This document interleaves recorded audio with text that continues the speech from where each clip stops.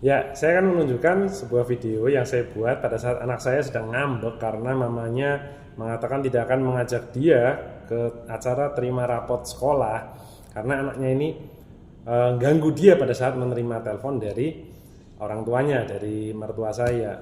Marah, ini dibilang, udah kamu nggak usah ikut. Nah, anaknya marah nih, ngambek. Kita lihat. Aneh kalau dibilangin nurut. Jadi mami kan nggak boleh. Kamu nakal loh. Itu ya kamu di sekolah nyanyi lagu gereja, kamu baca Alkitab, tapi kelakuannya kamu kayak gitu. Coba kamu lihat coba. Kamu lihat coba Brian. Banyak orang beragama ya Brian, tapi mereka tuh kelakuannya tuh jelek. Lu nggak boleh kayak gitu. Kalau kamu punya agama, ya kamu berdoa, kamu mendengarkan firman, kelakuanmu harus penuh kedamaian, nggak boleh marah-marah.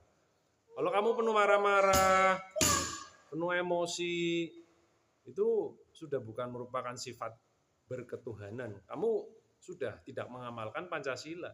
Sila pertama, kamu jelas sudah nggak mengamalkan. Sila kedua, kemanusiaan yang adil dan beradab. Tuh, manusia yang beradab itu nggak mukul-mukul kayak gitu.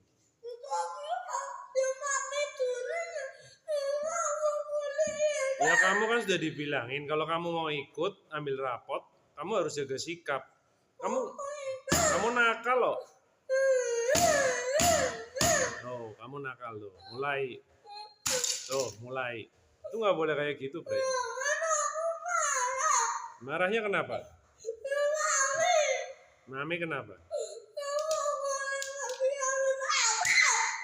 Ya kamu harus merubah sikap dong.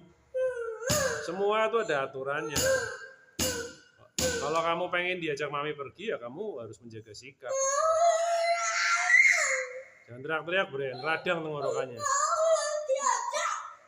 Ya kalau kamu nggak merubah sikap, gimana mau ngajak? Orang mau ngajak kamu pergi keluar kota, jalan-jalan, malas, Bren. Karena apa? Your attitude. You have to change your attitude. Marahnya sama siapa? So you have to blame yourself. Kamu marahin dirimu sendiri yang nakal. Kamu harus berubah. Kamu harus berubah, Brian. Seperti yang di Alkitab tulis kan, hormatilah ibu bapamu. Itu 10 perintah Allah itu. Kamu harus ikut. Kamu harus bisa jadi anak yang baik. Oh, mukul-mukul gitu nanti mejanya pecah loh. Gak boleh gitu. Nah, itu kelakuan monster. Kelakuan monster seperti itu. Itu orang yang kesetanan, ngerti nggak? Orang yang berketuhanan tidak akan melakukan hal seperti itu. Kalau kamu seperti itu, berarti kamu namanya kesetanan. Oh, ngerti enggak? Oh, kayak gitu. Mana ketuhananmu? Gimana? Bang Raya, lagu gerejanya gimana kalau kamu doa pagi? Tuhan tak pernah janji. Gimana? Jalan selalu rata. Nah, ini kan jalanmu kan masih geronjalan ini. Kamu dilarang mami pergi. Tapi kamu harus tetap percaya Tuhan menyertai kamu. Nah kalau Tuhan di sebelah kamu lihat, oh si Brian mukul-mukul meja, Tuhannya sedih dong, ya kan? Nah itu namanya kesetanan. Nih, oke, kalau if you want to go, you have to apologize to your mom. Hey, listen to me. Kalau kamu mau ikut, kamu harus minta maaf ke mami. Mami, sorry, aku mau ikut. Oh, kalau kayak gitu ya nggak mau lah, orang nggak akan mau. Kamu harus merubah sikap, Brian. Ayo, bilang ke mami. Kacanya pecah nanti tanganmu sobek. Kamu mau dijahit tapi, hah? Ya marah, kamu minta maaf sana. Minta maaf. Use your brain, Brian. Hey, you have a big head and big brain. You have to use it. Jangan nangis. Lelaki itu nggak bisa nangis, nggak boleh. Brian, ya kamu harus mikir kenapa kamu bisa kayak gitu. Kenapa? Karena kamu nakal dari tadi. Akhirnya kamu dikasih sanksi sosial. Ngerti nggak, Brian? Nggak mau ya kamu harus berubah sikap. Kamu harus berubah sikap, Brian. Sana minta maaf ke mami. Minta maaf. Itu kamu merusak. Merusak, Brian. Kamu kalau seperti ini, orang mau ngajak kamu pergi keluar kota, ke Tegal, ke Jakarta, kemana, males tau enggak? Ayo minta maaf sama mami. Minta maaf. Ini bajunya udah siap. Kalau kamu mau ikut, kamu harus minta maaf sama mami. Sana minta maaf. Ngomongnya yang jelas. Ngomongnya yang jelas. Tarik nafas. Kamu harus latihan ibuki dulu. Tayo Kyokushin itu nggak pernah marah. Makanya kamu kalau diajarin karate yang serius. Kyokushin itu nggak pernah marah, nggak pernah takut, nggak pernah sedih.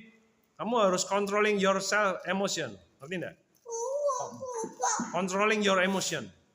Kamu berdoa, kamu ke gereja segala macam, baca firman, percuma kalau kamu nggak bisa mengendalikan emosimu. Pecah nanti. Kamu lihat tuh. Nanti Roh Kudusnya pergi dari hati kamu. Kamu nggak boleh kayak gitu. Sebagai anak yang penuh dengan Roh Kudus, kamu harus mencerminkan, saya ini adalah seorang Kristen, pengikut Kristus, penuh dengan cinta kasih. Kalau kamu ngerusak kayak gitu, itu namanya kesetanan, bukan orang yang berketuhanan. Kamu sudah melanggar Pancasila, melanggar 10 perintah Allah. Mau jadi apa kamu? Mau jadi anak setan? Enggak kan? Oh, nanti radang tenggorokan loh. Jangan teriak. Ya kalau kamu pengen pergi, kamu harus bisa melakukan suatu hal yang positif. Kamu harus minta maaf. Ayo, minta maaf sama Mami. Come on. Kamu minta maaf. Come on. Ya.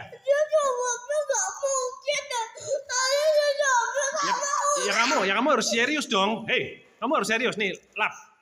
Jangan nangis. Ayo. Kamu harus bisa mengalahkan Dark Force dalam dirimu, kayak di Star Wars. Kayak di Star Wars itu, ada Dark Force, tau nggak? Dark Force. Ngerti nggak? Kamu mau jahat atau baik?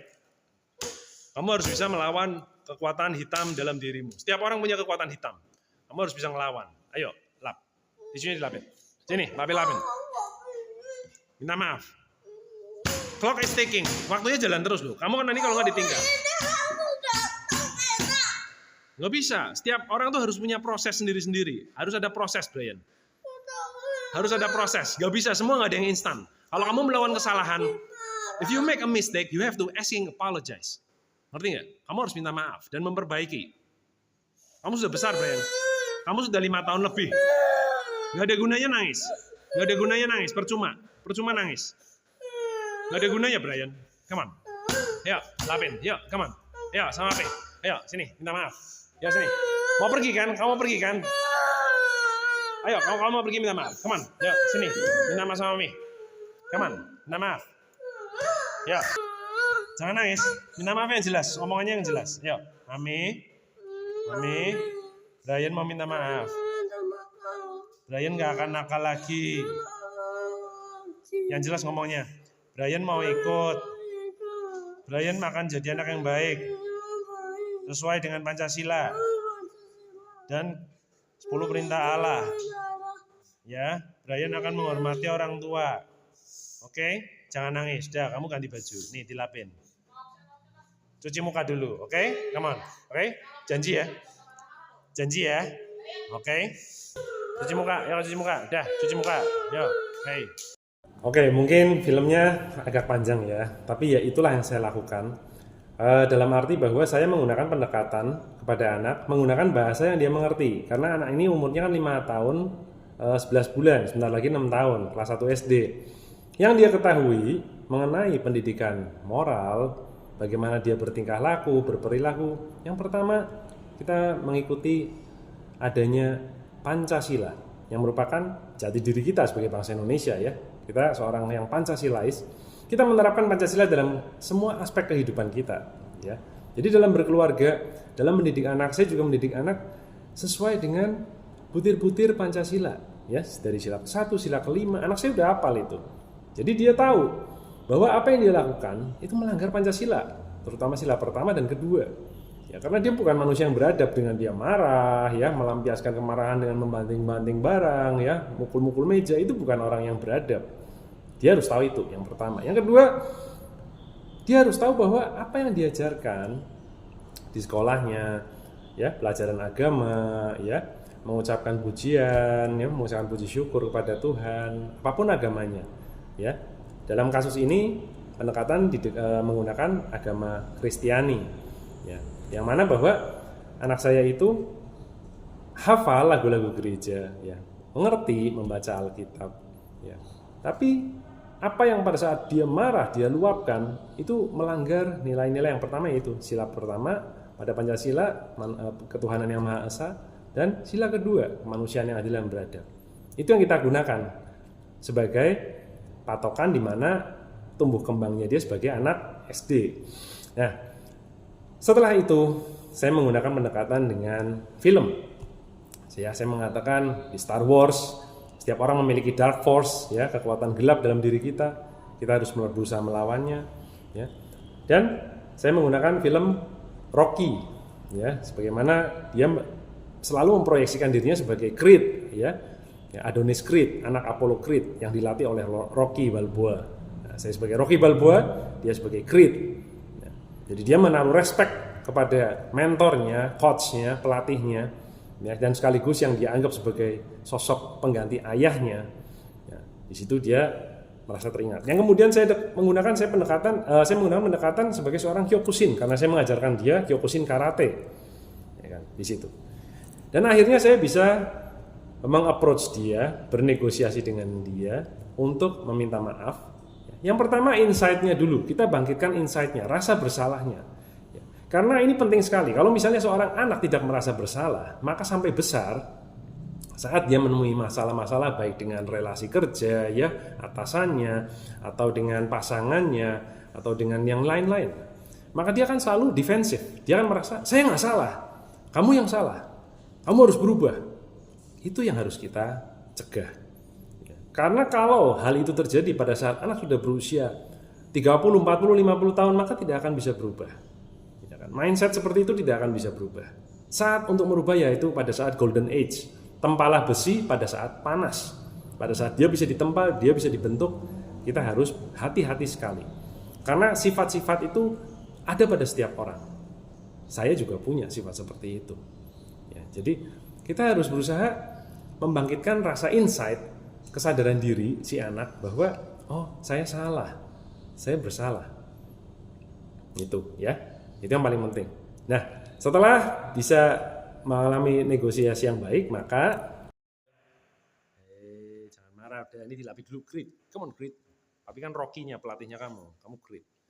You have to obey my order, oke? Okay? Anak yang penuh dengan sifat ketuhanan itu harus smile. Smile. Ya, minta maaf ya. Minta maaf dan minta maaf selesai, kamu ganti baju, dilapin, oke? Okay? Bye. Senyum. Nah, sekarang Brian sudah senyum. Smile. Bye. Ya, baik-baik ya, jangan nakal ya. Oke. Nah, di sini si anak bisa kembali moodnya baik ya, mengalami rebound pada saat dia tadi jatuh, pada saat posisi emosionalnya itu krisis emosionalnya krisis ya, benar-benar dia marah ya. Dia frustrasi, nggak diajak pergi, dia melampiaskan kemarahannya. Saya bilang there's always a hope. Selalu ada harapan. Dia bilang nggak mungkin. Pasti ada harapan. Ya kan? We can fix it.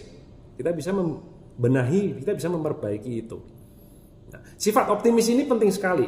Jangan sampai anak itu merasa bahwa sudahlah, udah nggak ada yang bisa diharapkan, udahlah. Nah, itu yang akan terjadi pada saat orang-orang itu seringkali merasa keputusasaan, baik dalam pekerjaan, baik dalam relasi dengan pasangan, dengan anak, dengan anggota keluarga yang lain, atau dalam hidupnya. Saya merasa bahwa saya ini sudahlah gagal dalam hidup, there's nothing I can do. Itu salah sekali teman-teman ya. Kita harus selalu semangat, Kyokushin spirit kalau orang bilang. Selama kita punya semangat, kita akan selalu bisa bangkit kembali untuk bisa memperbaiki, ya kan. Muhammad Ali adalah petinju yang terhebat di sepanjang masa karena pernah kehilangan gelar juara dan bisa merebutnya kembali.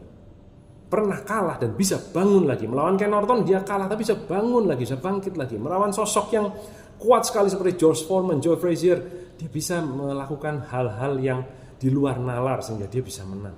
Muhammad Ali adalah seorang yang petinju legendaris yang terbesar menurut saya. Dan itu yang harus kita jadikan satu benchmark, patokan dalam kehidupan kita, bahwa kita harus selalu bisa optimis. Nah, itu yang harus kita tanamkan pada anak-anak kita. Oke, terima kasih teman-teman. Mungkin kepanjangan, tapi ya ini satu catatan. Nanti mungkin supaya bisa ditonton oleh anak saya pada saat dia besar. Jadi dia bisa ketawa-ketawa. Gila ya gue waktu kecil. Salam teman-teman.